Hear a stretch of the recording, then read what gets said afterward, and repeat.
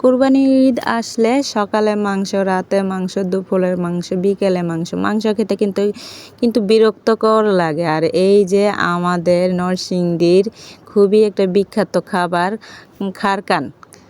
এই কচুটা দিয়ে আজকে রান্না করব, শুটকি দিয়ে ভাজি করব আর সাথে বিরিয়ানি রান্না করব। যাই হোক, আজকে সবাই বলতেছে আমি রান্না করে খাওয়াতে, তার জন্য এটা কিন্তু আমার বাবার বাড়ির ভিডিও। আর এই যে আম্মু আম কেটে নিয়ে আসছে আমার জন্য, যে আমি বসে বসে আম খাই আর রোদে বসে কিন্তু রান্না করতেছি। প্রচুর প্রচুর গরম, প্রচুর গরম পড়েছে আর অনেকটা গরম। যদি একটু বৃষ্টি আসতো তাহলে হয়তো মনে হয় স্বস্তি পাওয়া যেত। আর যাই হোক, বৃষ্টি আসলে তো আর এই যে খোলা আকাশের নিচে বসে বসে রান্না করতে পারতাম না, তাই না?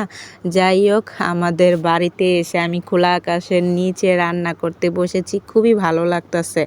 আর এই যে এদিক দিয়ে কিন্তু মাংস কষানোর জন্য আগেই মশলা দিয়ে, আজকে কিন্তু আমি কষায় বসাবো না, যাই হোক মশলা দিয়ে মাখিয়ে নিব মাংসটা। তার জন্য এটার ভিতরে সব মশলা দিয়ে দিতেছি কিন্তু এক এক করে। আমি ভাই কষিয়েও রান্না করতে পারি, আবার একটু মাখিয়েও রান্না করতে পারি। জানি না কার কাছে কেমন লাগে, আমি ভাই সব রকমেরই ম্যানেজ করে নিতে পারি। আর যাই হোক, যখন যেই সময় সেই কাজটাই করতে হয়। এখন প্রচুর ঝামেলা, তাড়াহুড়া, তো তাই প্রচুর রৌদ্র উঠেছে, মানে রৌদ্রের ভিতরে থাকাটা মহা মুশকিল। আর যাই হোক, বাবা মা আবদার করেছে আমার হাতের রান্না খাবে, আর সবাই বলতেছে যাই হোক আমি এতদিন পরে আসছি তাদেরকে রান্না করে খাওয়াতে, আর তার জন্যই এই মাংসটা আমিই রান্না করব, আর সাথে তো বিরিয়ানি আছেই। আর এদিক দিয়ে কিন্তু সব কিছু আমি মশলাটা দিয়ে একটু মাখিয়ে নিতেছি, যেহেতু না মাখালে মাংসের ভিতরে এটা তো ঢুকবে না, তাই না? তার জন্য এটাকে মাখিয়ে ম্যারিনেট করে রেখে দিলাম।